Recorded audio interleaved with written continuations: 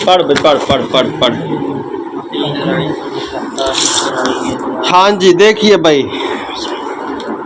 العلم بالاحکام الشرعیۃ العملیۃ من ادلتها التفصیلیہ، یہاں سے جو ہے صاحب توضیح فقہ کی تعریف ثانی بیان کر رہے ہیں، فقہ کی دوسری تعریف بیان کر رہا ہے، اور یہ تعریف شوافع سے نقل کی گئی ہے۔ کس سے بھائی بلال؟ شوافع سے نقل کی گئی ہے۔ تعریف کیا ہے؟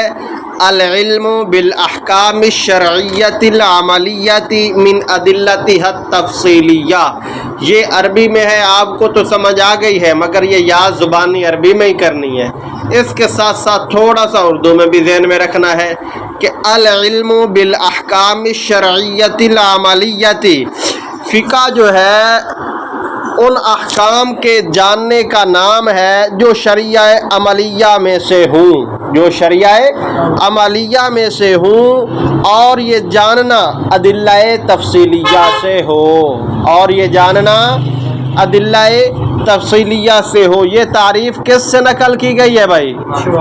شوافع سے۔ بات سمجھ آ گئی جی؟ اس تعریف کے آگے کچھ فوائد قیود بھی بیان کیے گئے ہیں۔ العلم کا جو لفظ ہے یہ درجہ جنس میں ہے، تمام علوم کو شامل ہے۔ العلم کا لفظ درجہ جنس میں سے ہے، ہر قسم کے علم کو شامل ہے۔ الاحکام، یہ فصل ثانی ہے، یہ فصل ثانی ہے۔ اس سے کس کو نکالا ہے؟ اس سے پہلے فائدے کے طور پر چند چیزیں وہ ذہن نشین فرما لیں۔ الاحکام یہ جمع ہے حکم کی، الاحکام جمع ہے حکم کی، اور حکم کی دو قسمیں ہیں۔ حکم کی ٹیک چھٹ دے میرا بھائی، ٹیک چھٹ دے، پھر تاں تو نیند رم دیتے نہیں۔ الاحکام یہ جمع ہے حکم کی، اور حکم کی کتنی قسمیں ہیں بھائی؟ دو قسمیں ہیں۔ نمبر ایک حکم عرفی، نمبر دو حکم اصطلاحی۔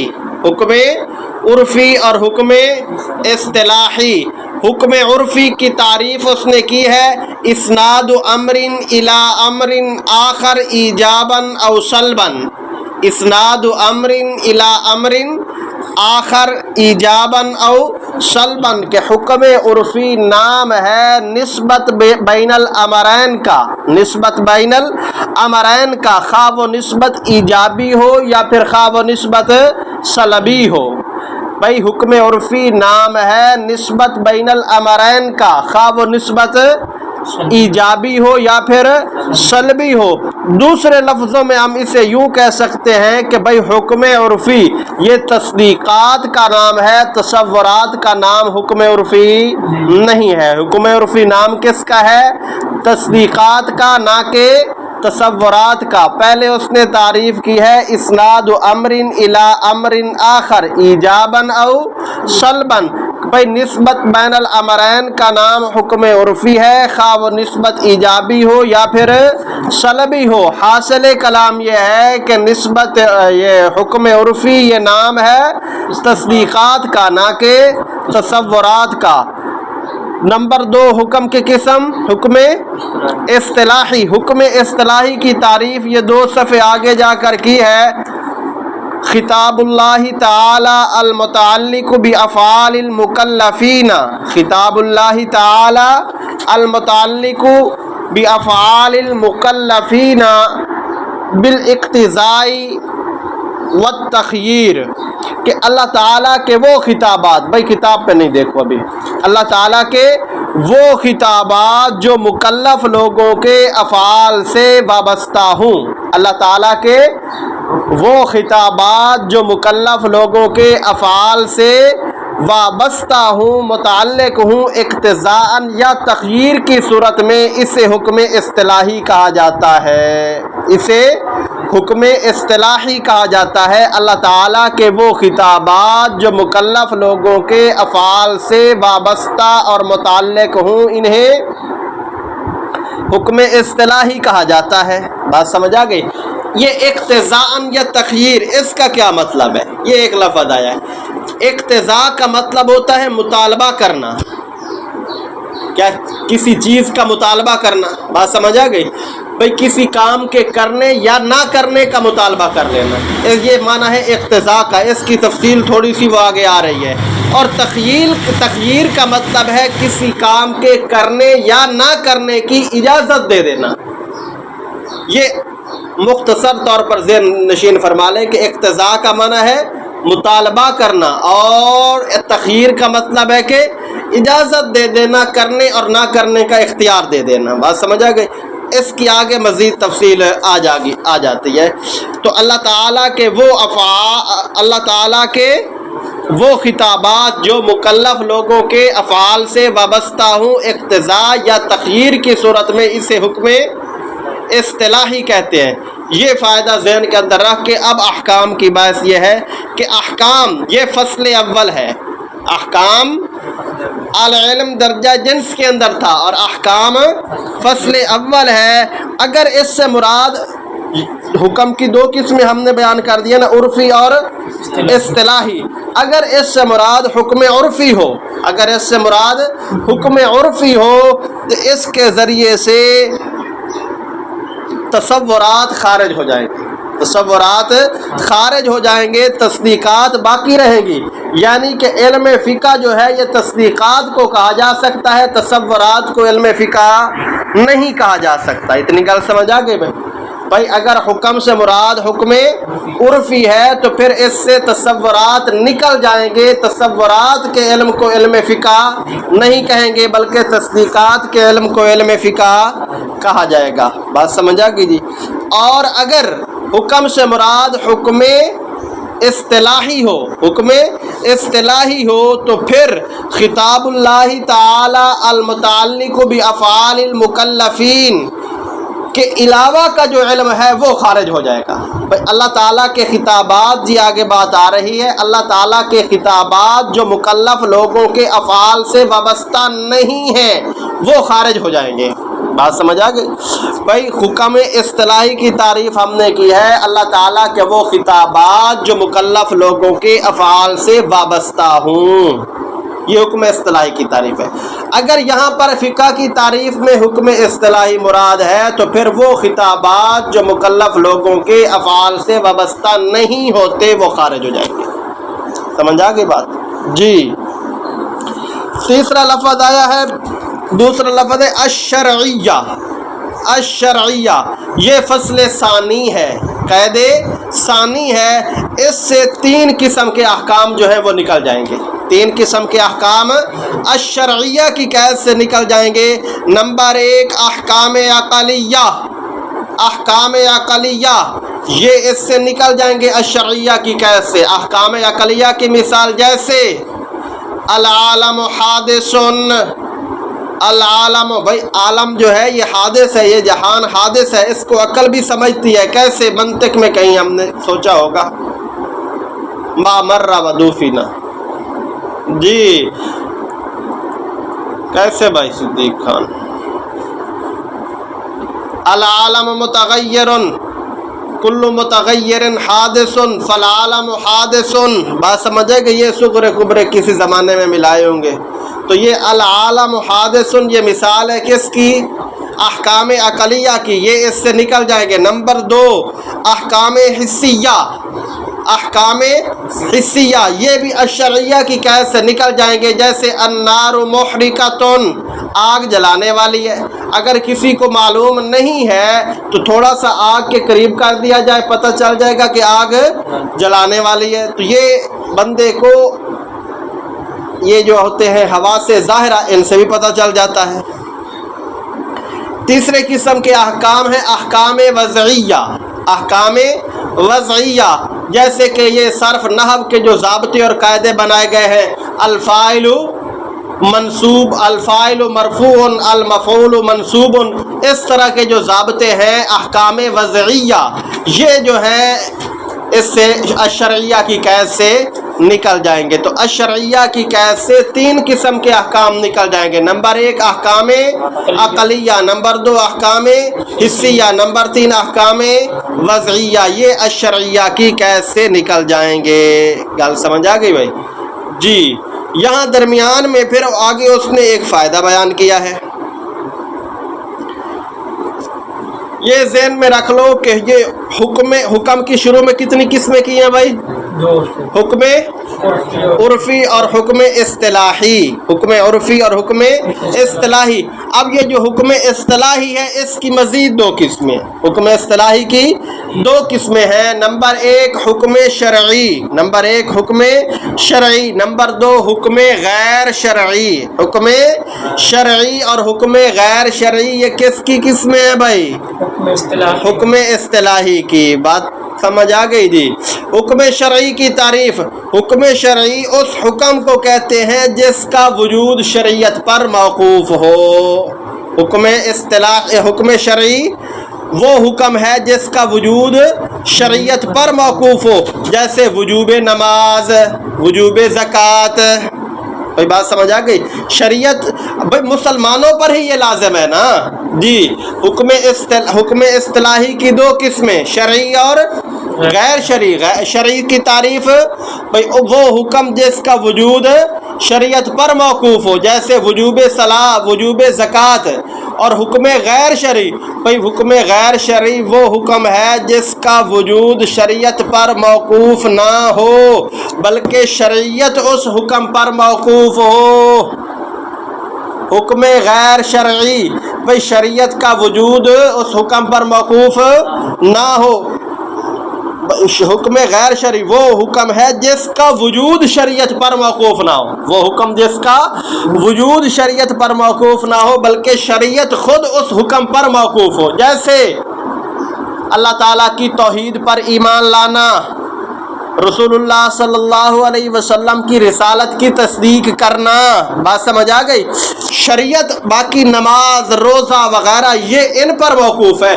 اگر ایک بندہ توحید بھی کا قائل نہیں ہے، اللہ کی وحدانیت کا قائل نہیں ہے، حضور کی رسالت کا قائل نہیں ہے، تو باقی احکام وہ کیسے مکلف ہوگا؟ بات سمجھ آ گئی؟ تو یہ جو شریعت ہے یہ ان احکام پر موقوف ہے، ایمان پر موقوف ہے، رسالت پر موقوف ہے. گل سمجھ آ گئی؟ کی سمجھ آیا؟ بھائی حکم اصطلاحی کی دو قسمیں ہیں، حکم شرعی اور حکم غیر شرعی. اب یہ جو حکم شرعی ہے اس کی مزید دو قسمیں ہیں. حکم شرعی کی مزید دو قسمیں ہیں. نمبر ایک حکم نظری. نمبر دو حکم عملی. حکم نظری اور حکم عملی. حکم نظری وہ حکم ہے جس سے مقصود کوئی نظریہ اور اعتقاد ہو. وہ حکم جس سے مقصود کوئی نظریہ اور اعتقاد ہو اس حکم کو حکم نظری کہتے ہیں. وہ حکم جس سے مقصود کوئی نظریہ اور اعتقاد ہو اس حکم کو حکم نظری کہتے ہیں. نمبر دو حکم عملی. وہ حکم جس سے مقصود کوئی عمل ہو. وہ حکم جس سے مقصود کوئی عمل ہو اس کو کیا کہیں؟ حکم عملی. اتنی بات سمجھ میں آ گئی؟ اب واپس تعریف کی طرف آ جائیے. العملیہ یہ فصل ثالث ہے، یہ قید ثالث ہے. اس کے ذریعے سے ان احکام کو نکال دیا جو کہ احکام نظریہ ہوا کرتے ہیں، جن سے مقصود کوئی نظریہ ہوا کرتا ہے، عقیدہ ہوتا ہے، وہ العملیہ کی قید سے نکل جائے گی، کیونکہ فقہ کے اندر جو گفتگو ہوتی ہے وہ احکام عملیہ سے ہوا کرتی ہے. بات سمجھ آ گئی؟ تو الشرعیہ اس قید کے ذریعے سے احکام نظریہ کو نکال دیا، کیونکہ فقہ کے اندر اعتقاد وغیرہ سے بحث نہیں ہوتی بلکہ فقہ کے اندر بات احکام عملیہ سے ہوا کرتی ہے. گل سمجھ آ گئی بھائی جی؟ التفصیلیہ نہیں، من ادلتہا یہ فصل رابع ہے. من ادلتہا یہ قید رابع ہے. اس کے ذریعے سے تقلید کو نکال دیا. اس کے ذریعے سے تقلید کو نکال دیا. کیوں؟ یہ بات ہو چکی ہے پہلے. کیوں؟ اس واسطے کہ مقلد کی دلیل وہ مجتہد کا یا مفتی کا قول ہوا کرتا ہے، جبکہ یہاں پر ادلہ سے مراد ادلہ مخصوصہ، ادلہ اربع مراد ہیں. بات سمجھ آ گئی؟ اور مقلد کی دلیل ادلہ اربع نہیں ہوتی. مقلد کی دلیل مجتہد کا قول ہوتا ہے اور مجتہد کی دلیل अदिल्ला अरबा होती है। तो मिन अदिल्लतिहा के लफ्ज़ से ये क्या होगी जी, उड़ गई। अतफ़सीलिया, अतफ़सीलिया ये फ़स्ल खामिस है, ये फ़स्ल खामिस है, इससे अदिल्लाए इजमालिया को निकाल दिया, अदिल्लाए इजमालिया को निकाल दिया, क्योंकि अतफ़सीलिया के अंदर जो है, क्योंकि जो फ़िक़्ह है इसके अंदर अदिल्लाए तफ़सीलिया से बात होगी, इजमालिया से बात नहीं होगी। बात समझ आ गई। आखिर पे उसने कहा है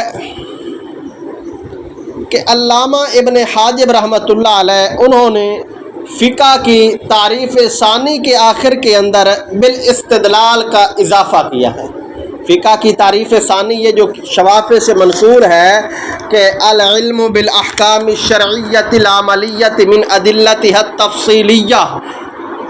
इब्न हाजिब कहते हैं कि अब तफ़सीलिया के बाद बिल इस्तिदलाल का लफ़्ज़ भी होना चाहिए, बिल इस्तिदलाल का लफ़्ज़ भी होना चाहिए। यानी कि फ़िक़्ह नाम है इल्म इस्तिदलाली का, इल्म नज़री का, ना कि इल्म बदीही का। इल्म इस्तिदलाली और नज़री का नाम है क्या है, इल्म फ़िक़्ह, ना कि इल्म बदीही का। भाई इल्म इस्तिदलाली नज़री वो इल्म जिसका हुसूल गौर व फ़िक्र, नज़र व फ़िक्र पर मौकूफ़ हो, उसको इल्म इस्तिदलाली कहते हैं। जिसका वो इल्म जिसका हुसूल नज़र व फ़िक्र पर हो, गौर व फ़िक्र से समझ में आए, उसको क्या कहते हैं, इस्तिदलाली, इस्तिदलाली। और इल्म बदीही एक वो इल्म होता है जिसका हुसूल नज़र व फ़िक्र पर मौकूफ़ ना हो, बिलाल को भी समझ में आ जाए, वाज़े वाज़े बात हो। बात समझ आ गई, वो क्या है, इल्म बदीही। गल समझ आई भाई। तो इब्न हाजिब कहते हैं कि यहाँ इस्तिदलाली की कैद होनी चाहिए ताकि इल्म बदीही इससे निकल जाए। फ़िक़्ह जो है इल्म इस्तिदलाली का नाम होगा। साहिब किताब कहते हैं कि ये इजाफ़ा दुरुस्त नहीं है, ये इजाफ़ा दुरुस्त नहीं है, ये महज तकरार है, क्योंकि फ़िक़्ह का इस्तिदलाली होना ये बाकी तारीफ़ से भी समझ में आ रहा है। क्योंकि तारीफ़ के अंदर जितने भी कहते हैं मिन अदिल्लतिहा अत-तफ़सीलिया हैं, ये जो तफ़सीली होगा दलाए अदिल्ला अरबा से होगा, ये गौर व फ़िक्र से ही समझ में आएगा, ये वैसे तो नहीं आएगा। बात समझ आ गई। तो ये बिल इस्तिदलाल की जो कैद है ये महज इजाफ़ा है, मुकर्रर है, ये बेफ़ायदा है, इस कैद का जिक्र करना कोई ज़रूरी नहीं है। इब्न हाजिब का ये आखिर पे उसने रद्द भी कर दिया है। इसका तर्जमा देख लो भाई। वकील अल इल्मु बिल अहकाम शरइय्यतिल अमलिय्यति मिन अदिल्लतिहा तफ़सीलिया। कहा गया है कि फ़िक़्ह अहकाम शरइया अमलिया मिन अदिल्लतिहा तफ़सीलिया के जानने को कहते हैं। यूँ ही इसका तर्जमा करना है। फल इल्मु बस इल्म दर्जा जिन्स में है, वल बाकी फ़स्ल और बाकी दर्जा फ़सल के अंदर है। फ़क़ौलुहु बिल अहकाम बस उसका कौल अल अहकाम मुमकिन है कि अन युराद बिल हुक्म हा हुना इस्नाद अमरिन इला अमरिन आखर। मुमकिन है कि यहाँ मुराद लिया जाए हुक्म से इस्नाद अमरिन इला अमरिन आखर, और मुमकिन है कि मुराद लिया जाए यहाँ पर हुक्म इस्तिलाही। और हुक्म इस्तिलाही की तारीफ़ आगे कर रहा है, वहुवा खिताबुल्लाहि ताला अल मुतअल्लिक़ु इला आखिरी ही है। बात समझ आ गई। फ़इन उरीदा बस अगर मुराद लिया जाए अल अव्वलु बस अगर मुराद लिया जाए पहला, यानी कि जी हुक्म उर्फ़ी हारिस जाग बे पोस्ती हो गया। बस अगर मुराद लिया जाए पहला तो निकल जाएगा इसके ज़रिए से ज़ात और सिफ़ात का इल्म अल्लती लैसत बि अहकामिन अहकाम जो कि अहकाम का नहीं, जो कि अहकाम नहीं हुआ करते। तारीफ़ से ये इल्म निकल जाएगा। यख़रुजु तसव्वुरात व यबक़ा तस्दीक़ात, यानी कि तसव्वुरात निकल जाएंगे और तस्दीक़ात बाकी रह जाएंगे। और अश्शरइया यख़रुजुल इल्मु बिल अहकामिल अक़लिया, इससे अहकाम अक़लिया और अहकाम हिस्सिया का इल्म निकल जाएगा। जैसे कि इल्म इस बात का कि अल आलम हादिसुन आलम हादिस है, और अन्नारु मुहरिकतुन का इल्म। और अगर मुराद लिया जाए उसके कौल से अहकाम से खिताबुल्लाहि ताला अल मुतअल्लिक़, अगर मुराद लिया जाए उससे कि कौल अहकाम से یعنی کہ وہ قسم ثانی حکم اصطلاحی، تو خطاب اللہ تعالی المتعلق کے ما سوا کے علم سے احتراز ہوگا۔ پس حکم اس کی تفسیر کے اندر دو قسمیں ہیں، شرعی یعنی اللہ تعالیٰ کا خطاب بما یتوقف علی الشرع جو کہ موقوف ہو شریعت پر، اور غیر شرعی یعنی اللہ تعالیٰ کا وہ خطاب ما لا یتوقف علی الشرع جو کہ شریعت پر موقوف نہ ہو، جیسے کہ وجوب ایمان اور وجوب تصدیق نبی علیہ الصلاۃ والسلام ونحوہما، اور اس طرح کی دیگر چیزیں، مما لا یتوقف علی الشرع جو کہ شریعت پر موقوف نہیں ہے، لتوقف الشرع علیہ کیونکہ شریعت خود ان پر موقوف ہے۔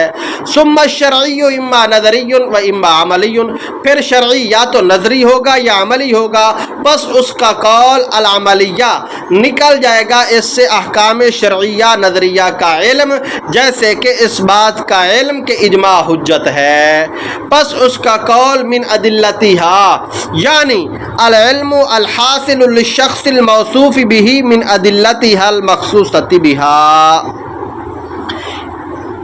یعنی علم ایسے شخص کو حاصل ہونے والا ہو جو اس کے ساتھ موصوف ہے ان دلائل سے جو ان احکام کے ساتھ خاص ہے، اور وہ ادلہ اربع ہیں۔ وہذا القید، اور یہ قید نکال دے گی تقلید کو، اس لیے کہ مقلد وَإِن كَانَ قَوْلُ الْمُجْتَهِدِ دَلِيلًا لَهُ اس کے لیے مجتہد کا قول ہی دلیل ہوا کرتا ہے، اگرچہ اس کے لیے مجتہد ہی کا قول دلیل ہوا کرتا ہے، لَكِنَّهُ لَيْسَ مِن تِلْكَ الْأَدِلَّةِ الْمَخْصُوصَةِ لیکن مجتہد کا قول ان ادلہ مخصوصہ میں سے نہیں ہے۔ وَقَوْلُهُ التَّفْصِيلِيَّةِ نکل جائے گا اس سے ادلہ اجمالیہ جیسے کہ مقتضا اور نفی وغیرہ۔ وقد زاد ابن الحاجب، اور ابن حاجب نے اضافہ کیا ہے اس تعریف پر استدلال کے لفظ کا، ولا شک انہ مقرر، اور کوئی شک نہیں ہے کہ یہ اضافہ مقرر ہے۔ جی لکھیے بھائی، لکھیے جلدی کیجیے، کیا ہو گیا؟